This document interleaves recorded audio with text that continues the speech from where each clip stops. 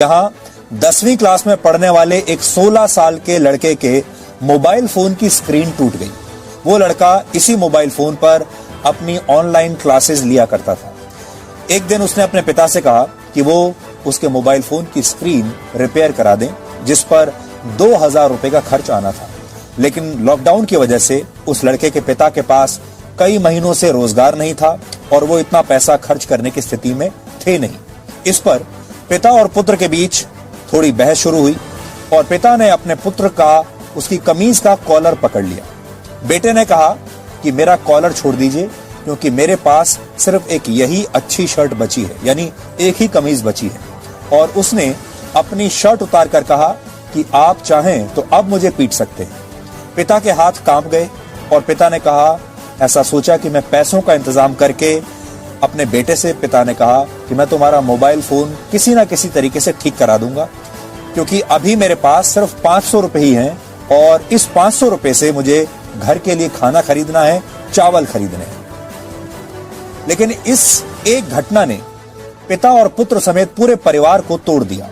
बेटा निराश हो गया और इसी महीने की 15 तारीख को इस छोटे से लड़के ने आत्महत्या कर ली। ये कहानी हमने आपको इसलिए सुनाई ताकि आप ये समझ सकें कि जब किसी परिवार के एक सदस्य का रोजगार छिन जाता है तो परिवार कैसे टूट जाता है और परिवार कैसे बिखर जाता है। और हमारे देश में ऐसे करोड़ों परिवार होंगे। मिडिल क्लास वालों का सबसे बड़ा प्रॉब्लम्स है पैसा।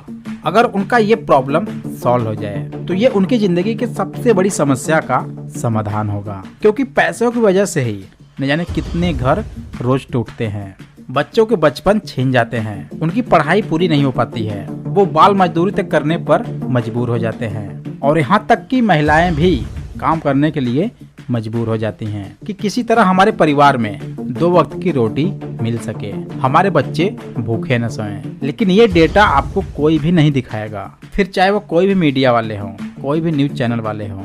सबसे बड़ी बात यह है कि टीवी पर, मीडिया में इसके बारे में कोई बात क्यों नहीं कर रहा। बेरोजगारी एक ऐसा मुद्दा है जो देश के 25 करोड़ परिवारों को सीधे तौर पर प्रभावित करता है, लेकिन मीडिया को इस बात से शायद कोई फर्क नहीं पड़ता।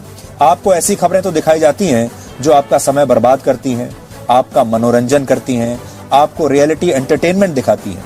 लेकिन हम इस सोच को बदलना चाहते हैं और इस बदलाव की शुरुआत हम अपने आप से करना चाहते हैं। और आप जानते हैं सारे न्यूज चैनल्स टीआरपी के पीछे ही तो भागते हैं और टीआरपी लेने के लिए ही तो आपको इस तरह के कार्यक्रम दिखाते हैं, इस तरह के डिबेट दिखाते हैं जिनको सुनकर आपके कान के पर्दे फट जाएं। यही सबसे बड़ी परेशानी। दूसरी बात जी, आपको कल बोला जाए सिर से पैर तक काला कपड़ा पहनकर निकलो, ह्यूमनली पॉसिबल नहीं है, तब समझ जाइएगा, होश में आ जाइएगा। कत्ल किया जा रहा है, उसकी तकलीफ नहीं है। बिल्कुल नौकरी महत्वपूर्ण है, महंगाई महत्वपूर्ण है, रोजगार का मुद्दा, नौकरी का मुद्दा। ज्यादातर लोग रोजगार से संबंधित खबरें देखना चाहते हैं और ये जानना चाहते हैं कि उन्हें नौकरी कैसे मिल सकती है और कहां मिल सकती है, क्योंकि मीडिया का जो पहला काम होता है वो होता है आप तक सही सूचना पहुंचाना और देश के युवाओं को यह बताएगा कि नौकरियों के क्षेत्र में उनके लिए कहां और कितने अवसर इस समय उपलब्ध हैं। रोजगार की कमी ने इस देश के लाखों परिवारों को कैसे तोड़कर रख दिया है, उससे जुड़े आंकड़े देखकर आप इस देश के लोगों की सोच आज बदल जाएगी। क्या आप जानते हैं, भारत में हर दिन 10 लोग सिर्फ इसलिए आत्महत्या कर लेते हैं क्योंकि उनके पास नौकरी नहीं है। रोजगार के अभाव में आत्महत्या करने वालों में औसतन 9 पुरुष और 1 महिला होती है। अकेले वर्ष 2018 में 12,000 से ज्यादा लोगों ने रोजगार न मिल पाने की वजह से आत्महत्या कर ली थी। भारत में वर्ष 2019 में कुल 1,39,000 लोगों ने आत्महत्या की थी और इनमें से 10% से ज्यादा लोग बेरोजगार थे।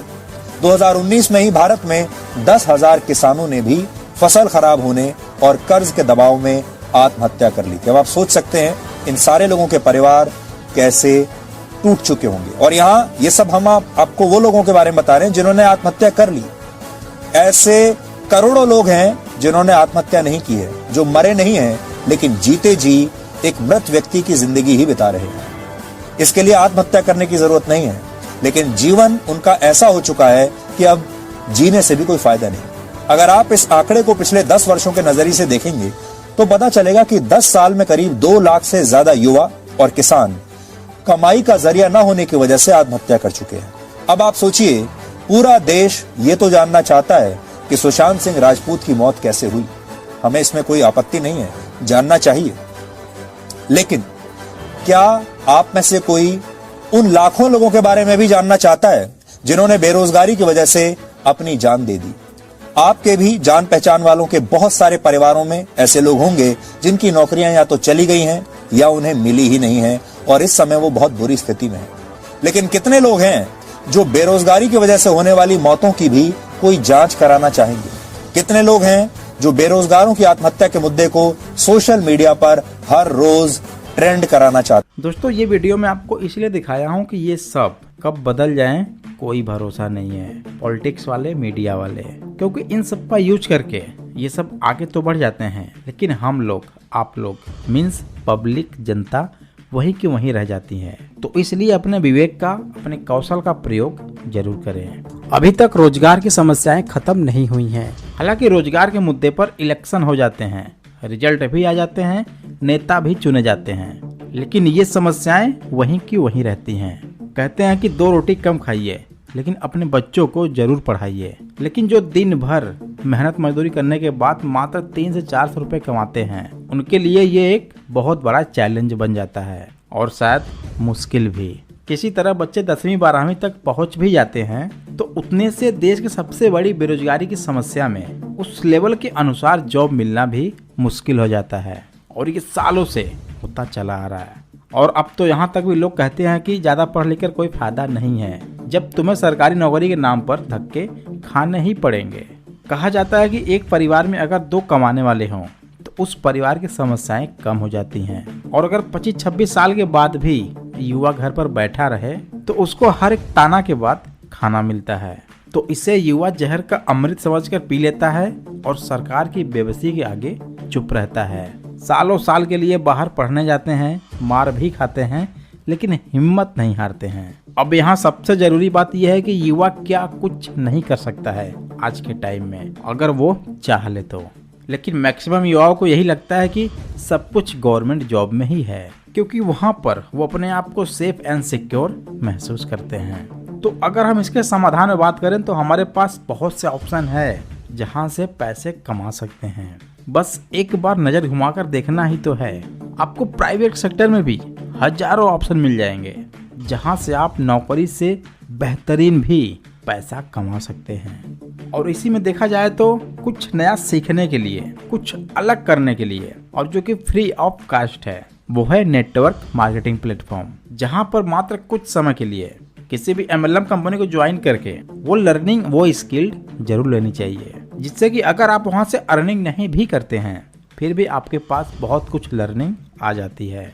जैसे कि सेल्फ मोटिवेशन, सेल्फ इम्प्रूवमेंट, बात करने की कला, सेमिनार, इवेंट, लोगों को सामने खुद को प्रेजेंट करने का मौका जो आपके डर को निकाल देता है, बिजनेस आइडिया, लोगों को कन्विंस करने की power, how to deal with rejection, और आप खुद में एक लाइफ कोच बन जाते हैं। और ध्यान रहे, जब आपके पास ये सब कुछ आ जाएगा तो आप 400-500 के लिए मोहताज नहीं रहेंगे।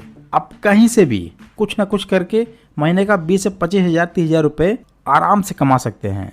दोस्तों, अगर आप भी किसी भी डायरेक्ट सेलिंग, नेटवर्क मार्केटिंग और MLM कंपनी को ज्वाइन किए हैं, जहां पर आपको 3 महीने, 4 महीने, 5 महीने, 9-10 महीने, 1 साल, 1.5 साल, 2 साल, 2.5 साल या उससे ज़्यादा हो गए हैं और आपको सक्सेस नहीं मिल पा रही है, मीन्स कि आपको ज्वाइनिंग नहीं मिल रही है, आप वहां से पैसे नहीं कमा पा रहे हैं,